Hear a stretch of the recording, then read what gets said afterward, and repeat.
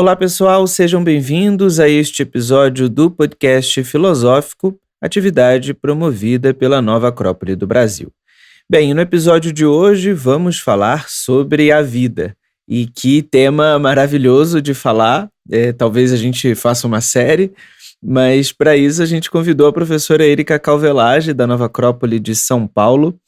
Olá Érica, seja muito bem-vinda. Olá, muito obrigada. Falar sobre a vida é sempre muito bom, principalmente para quem está falando, para quem está refletindo, porque vamos olhando para a vida de muitas facetas e de muitas formas. E hoje escolhemos falar sobre a obra A Vida da Vida, do autor Edgar Morin, que vai trazer muitos pontos sobre essa grande expressão que é, ao mesmo tempo, a nossa experiência cotidiana, porque estamos vivendo, mas também é um grande mistério de entender a vida de todas as coisas. Então, Érica, para começar, queria que você nos trouxesse aí umas primeiras impressões sobre essa obra, por que trazê-la para o nosso podcast neste episódio. Um dos primeiros motivos para trazer essa obra é esse ponto que você colocou do mistério. É interessante que esse autor, que é contemporâneo, é um antropólogo, ele não estuda somente a biologia, ele vai buscar estudar muitos ramos do conhecimento de forma interdisciplinar, e ele sempre começa seus livros, suas investigações, suas exposições, colocando a ideia que aqui a gente pode colocar como mistério, mas ele coloca como incerteza, que para buscar a verdade, para buscar o conhecimento, a gente deve levar em consideração que há muitas coisas que ignoramos. E se vamos falar da vida, não sei se para todos que nos ouvem isso é completamente óbvio ou evidente, mas cabe refletir com cada vez mais profundidade que há muita coisa que nós ignoramos em relação à vida, porque o que nós enxergamos com os nossos olhos físicos, o que nós tocamos com os nossos órgãos dos sentidos, é muito da forma que expressa a vida, mas há muito mais vida por trás das aparências e das formas. E a vida, em todas as tradições antigas, sempre foi relacionada ao movimento. Então, quando a gente olha, é como se fosse uma foto de um processo que já iniciou antes, que está aqui no presente, mas que já mudou e que já é o futuro em relação ao momento da foto. E essa vida é uma mutação constante, portanto. Então, o mistério e a incerteza têm uma relação com a vida e, no fundo, o que eu vou trazer aqui, que é o que esse autor traz na obra, são reflexões sobre a incerteza, mas de como se aproximar dessa ideia da vida sem tanta rigidez, sem reduzir as coisas, mas sim aceitando a sua complexidade, aceitando a incerteza, convivendo com a incerteza, mas buscando compreender de forma cada vez mais profunda através dessa humildade filosófica. Esse ponto é muito interessante que você traz, Érica, porque me ocorre, claro, a ideia sintética atribuída ao pensamento socrático, né? Sobre o conceito do só sei que nada sei. Não sabemos exatamente se é de Sócrates, dito por Sócrates, né? Mas sabemos que resume e sintetiza um pouco de uma mentalidade filosófica de que, à medida que vivemos, à medida que vamos assimilando as experiências humanas, vamos empreendendo um grande mergulho num mistério, num desconhecido. Como essa obra do Edgar Morin, e como outras tradições também, e podemos falar de muitas outras, né? Como essas tradições e o Edgar Morin trazem essa ideia de mergulhar nesse desconhecido que é a própria experiência humana. Esse mergulho no desconhecido, a gente pode entender dentro da sua obra como buscar interagir com a vida e não só compreendê-la de fora. E buscar perceber as muitas influências que ocorrem dentro de nós e fora, e essa interdependência em relação a todas as coisas, que se estamos atentos e somos inteligentes, podem nos levar cada vez mais a ampliar a nossa consciência. E que é interessante unir tudo, unificar todas as coisas, mas sem reduzir para unir, sem igualar para unir, mas sim reconhecer essa unidade através da diferenciação. Romper com os esquemas que separam para unir, mas unir aceitando que há as particularidades de cada um dos elementos dentro de um processo global.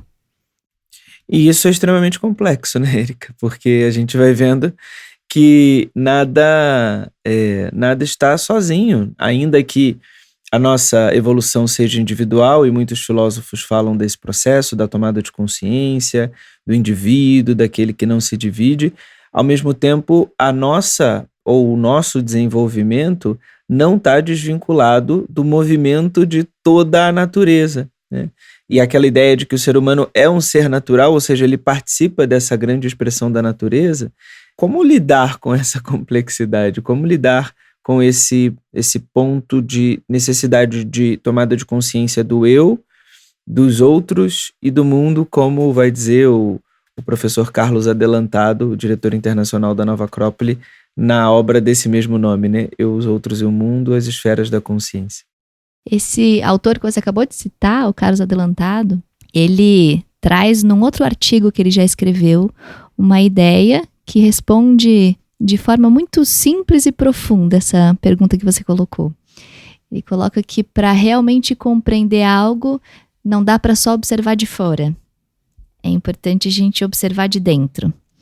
Ou encontrar uma consciência de unidade, porque quando a gente, agora levando para o conceito do Edgar Morin, quando a gente compreende que a nossa vida, o nosso processo de existência, tem muito mais elementos que a gente ignora, e que há muitas coisas que a gente desconhece, e que o fato de um dia a gente acordar e estar desanimado pode ter muitos motivos, e que com certeza não é um motivo só. Não é só alimentação, não é só porque dormiu mal, não é só porque teve alguma coisa que impactou emocionalmente no dia anterior, não é só por causa da nossa vida, mas também é por causa da vida da nossa cidade, é por causa de muitos outros fatores, de coisas que podem estar acontecendo lá na floresta amazônica que podem nos afetar por conta do clima, por conta do ar, por conta de muitas coisas. Quando a gente começa a perceber essa complexidade, é importante um dos processos para conseguir não ficar doido e só se dispersar, mas sim compreendê-lo e aproveitá-lo para ser cada vez mais sábio, é cultivar muitas virtudes. Posso elencar aqui algumas? Uma delas é inteligência, para não se perder. Aprender a discernir e aprender a enxergar com cada vez mais clareza o que é, o que não é, o que faz sentido, o que não faz, e filtrar as influências que vêm, filtrar o que nós vamos entregar ao mundo, porque isso vai reverberar e também vai afetar na vida dos demais. E aí também eu elencaria um outro valor associado à nossa capacidade de amar, de ter um sentimento que leve em direção à união, essa força que une. Porque quando a gente começa a cultivar o amor, a gente não vai julgar tanto e separar em vários nichos diferentes todas essas intercomunicações, mas vai conseguir acolher tudo isso, acolher com um olhar compreensivo e gerenciar de um ponto em nós que não é separatista, mas sim integrador, e que vai ter condições de se aproximar dessa visão mais unificada. Érica, enquanto você falava, né, sobre a ideia, parei no início da tua resposta ali, sobre a ideia de que o que acontece em alguma parte do mundo ou no nosso entorno, isso pode nos afetar e uma sensação ou algum tipo de impacto emocional ou algum cansaço ou algum tipo de pequenas crises existenciais possam se relacionar com esses impactos do mundo externo. Você já deu algumas chaves, né, que é a própria construção de unidade e de virtude, mas gostaria de entrar um pouquinho mais nesse ponto, Porque isso pode parecer, bem, isso é uma ideia muito bonita, mas muitas vezes isso pode ser muito teórico para nós, né? Porque a gente está aqui no nosso dia a dia, na nossa cidade, lidando com as nossas coisas, tendo todos os nossos compromissos, tendo todas as nossas necessidades de lidar com, enfim, tantas coisas no nosso dia. E como eu vou perceber, né, que um movimento tão grandioso e tão distante da minha consciência pode me impactar? Então, eu queria que você abordasse um pouco mais sobre esse tema e principalmente sobre essa ideia de como as circunstâncias nos afetam, em todos os tamanhos de circunstâncias, né? Que eu acho que tem um pouco a ver com o que você trazia por aí. Vou trazer alguns exemplos mais palatáveis, mais concretos, mais próximos, que acho que ajuda a compreender melhor, né? Para não ficar só uma viagem. Então, um exemplo muito próximo. Se a gente busca não estar cansado, não estar desanimado e se alimentar bem, algo bem da saúde mesmo, provavelmente a gente vai usar a nossa inteligência para escolher bons alimentos. Bons alimentos quer dizer o quê? No básico, vou comer mais verduras, legumes, coisas que são vistas como saudáveis, e o são, e eu vou evitar doces, comidas muito industrializadas, bem básico. O nível de complexidade ainda bem simples. Só que esses alimentos, por mais que eu os escolha da melhor forma possível, os alimentos, legumes, verduras, e eu escolha comprar num lugar e algo que pareça que está numa boa condição, e eu busco, aí vou me aprofundar porque eu quero ter algo realmente com vitalidade. Eu busco onde foi produzido, como foi produzido, vou chegar até um ponto, mas há sempre níveis mais profundos, porque esses alimentos foram produzidos aonde? Na terra. E a terra, ela, por mais que a terra da nossa casa, ela aparentemente esteja separada da terra de um outro estado, para o planeta Terra não é tão separado assim. Assim como no nosso corpo, o coração é o coração e o pulmão é o pulmão, mas um influencia o outro. E todos eles fazem parte de um organismo vivo, de um ser vivo maior. Então, aquele alimento que a gente consome hoje e que vem da terra, ele vai ter mais ou menos vida, dependendo dessa vitalidade que está na terra, que tem a ver não só com como o produtor fez, mas o que está em volta dessa fazenda onde foram produzidos esses alimentos, e se existem indústrias em volta ou não, e como foi o clima, e as mudanças climáticas então vão influenciar também em como vão ser produzidos os alimentos. E aí, um incêndio que a gente acaba provocando como humanidade em algum lugar afeta o clima e às vezes gera uma nuvem de fumaça, como teve uns tempos atrás, em vários outros lugares. Isso afeta também a produção do alimento. E aí no nosso dia a dia a gente compra em algum lugar e consome.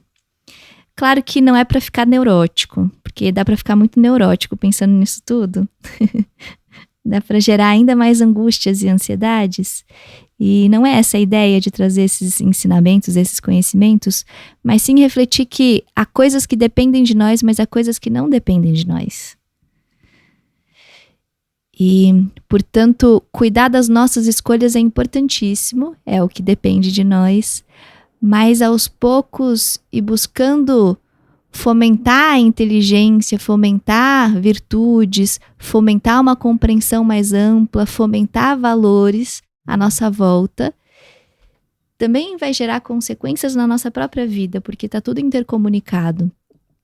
E imaginem, em algum momento, se cada ser humano que vai tomando consciência da importância da sua própria vida e da importância em relação às interferências que gera na vida dos demais e vai cuidando desses aspectos, a gente consegue potencializar a saúde e o ânimo e a energia de muitos mais seres humanos, não só a nossa. E também vamos acabar melhorando a nossa própria, dentro desse processo conjunto. Então, as circunstâncias, elas vão gerar um efeito em nós, vão causar algumas alterações. Algo que a gente encontra em muitas filosofias, em muitos povos, é a ideia da gente encontrar cada vez mais um equilíbrio interior para não se abalar tanto com as circunstâncias. Mas reconhecer que algo vem e a gente precisa lidar com isso é interessante. E um outro ponto importante da obra, da vida da vida, é compreender que as agressões, os atritos, também esses poluentes, essas coisas que podem parecer ruins, são ruins relativamente, porque tem até uma frase, vou ler aqui, é uma frase bem interessante. O que ele coloca num dos elementos aqui da obra é sobre as agressões e a importância das agressões para manter a saúde. Que os riscos e as lacunas de conhecimento e as agressões que um sistema sofre são elementos importantes para desenvolver a inteligência, para desenvolver a adaptabilidade, para desenvolver a integração, para conseguir alcançar uma organização diferente, consequente dessa desorganização temporária. E se a gente lida inteligentemente, então, com essas questões todas, sem cair numa postura um pouco mais preocupada, mas sem tantas ações, se cada um de nós busca fazer sua parte, aquilo que depende de si, a gente consegue alcançar uma organização dentro dessa complexidade muito mais inteligente e crescer como seres humanos, crescer como humanidade. Bem, Erika, acredito que respondeu aí sobre as circunstâncias.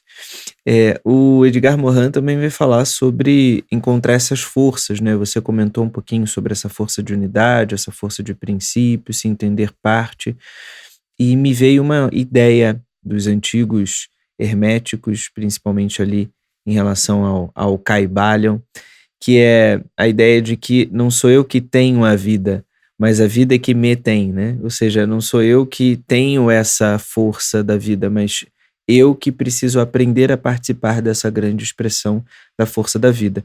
Então, gostaria que você, para a gente caminhar para o final aqui desse nosso episódio, falasse um pouquinho mais sobre essa ideia da unidade nessa complexidade, nessa diversidade, nesse grande movimento de circunstâncias, nessa grande equação matemática que é a nossa vida.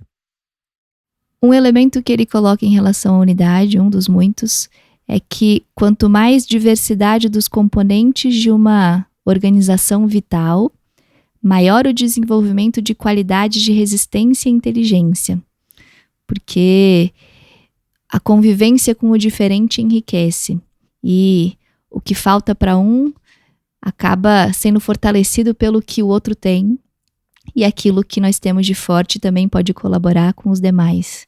E pensando nessa vida mais ampla, um conceito bonito que ele traz mais no final da obra é o conceito de que a humanidade, por mais que hoje seja dividida em muitos países, em muitos continentes, em muitas culturas, em muitas crenças, muitas formas de viver distintas, muitos hábitos diferentes, essas diferenças não precisariam separar tanto.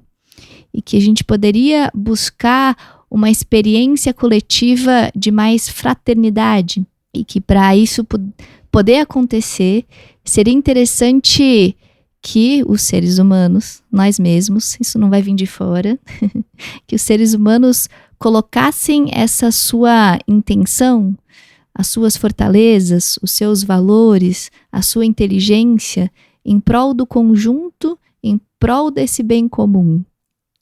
E pudessem fazer como interconexões, como elétrons de valência e diálogos, e reconhecer essas interdependências, não buscar impor as suas concepções ou igualar, massificar todas as coisas, mas sim conversar para aprender, reconhecer a complexidade e aproveitar a intercomunicação que hoje, com redes sociais, com tantas ferramentas que a gente tem, tende a aumentar cada vez mais a intercomunicação entre todos, por mais que a distância física exista. Aproveitar isso para cada um colocar o seu impulso em direção à unidade, à medida que tem consciência disso e à medida que entende essa importância. Que é um conceito que a gente pode resgatar lá de Platão, na Grécia Antiga, que conversa com essa ideia, que no fundo, a humanidade pode ser compreendida como um grande ser vivo.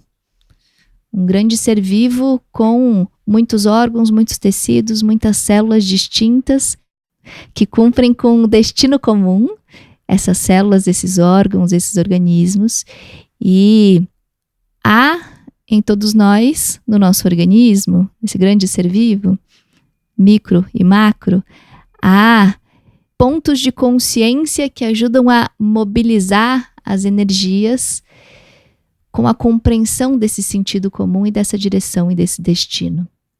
Então, se a gente pensa na humanidade como um todo, aqueles seres humanos que compreendem a importância de uma ideia mais unificadora, mais unida de humanidade, de fraternidade, podem trabalhar para construir essa possibilidade com inteligência, com amor, com valores e com a consciência de como todas as coisas reverberam umas nas outras. E que, para juntar mais um conceito que talvez ajude ou gere mais incertezas, que de acordo a Edgar Morin, a vida não exclui a morte, e que a vida e a morte são algo muito mais amplo, não só essa que a gente chama de vida e morte, mas os processos de início, meio, fim são complementares dentro de um processo muito mais amplo de um eterno movimento do mundo manifestado. Então, existem muitas coisas que a gente ignora, mas se cada um consegue trazer o que tem de melhor dentro da experiência conjunta, pode fazer sentido e pode nos levar a um sentido cada vez mais claro, cada vez mais inteligente. Bem, Erika, então, te agradecer essas reflexões. Acredito que saímos desse episódio com muitas perguntas para que os nossos ouvintes possam se aproximar desse autor, se aproximar também dessas ideias. Para fechar, eu gostaria de te perguntar, claro, o Edgar Morin é o nosso tema aqui, é o nosso conceito principal, mas que outras culturas, que outras linhas filosóficas se aproximam desse tema para os nossos ouvintes poderem também, enfim, refletir e tomar contato com essas ideias. Quando eu comecei a ler essa obra, eu vi muitas relações com uma obra bem tradicional chinesa, que é o I Ching, o livro das mutações. Fala sobre o yin e o yang, que a gente pode relacionar com esse conceito de vida e morte, ou de luz e sombra, mas que os dois são interdependentes. Um não existe sem o outro, e que a natureza está em constante movimento, por isso o livro das mutações. A gente pode tirar várias fotos delas, que são os hexagramas, mas a natureza não é estática, está sempre viva. E a gente pode compreender a vida através desse presente, desse ponto que a gente olha agora. Apenas compreenderemos de verdade se a gente reconhecer que é só um ponto dentro de uma linha de muitas outras coisas, e não algo isolado do restante. Então, dentro da tradição chinesa, a obra do I Ching, a ideia do yin e do yang, corrobora com esses conceitos todos que a gente conversou. Com essas referências, então, Erika, finalizamos o nosso episódio. Quero te agradecer muito a presença, desejar que seja sempre muito bem-vinda e até as próximas. Obrigada, até a próxima. Obrigado a você, e para quem quer conhecer o nosso podcast, ouvir todos os nossos episódios de maneira completa, pode acessar o nosso site, que é o nova-acrópole.org.br. Por lá você acompanha este episódio e todos os outros, e para visitar a sede mais próxima da sua cidade, basta acessar o nosso site, nova-acrópole.org.br. Por lá você conhece todas as nossas sedes no Brasil. Até a próxima!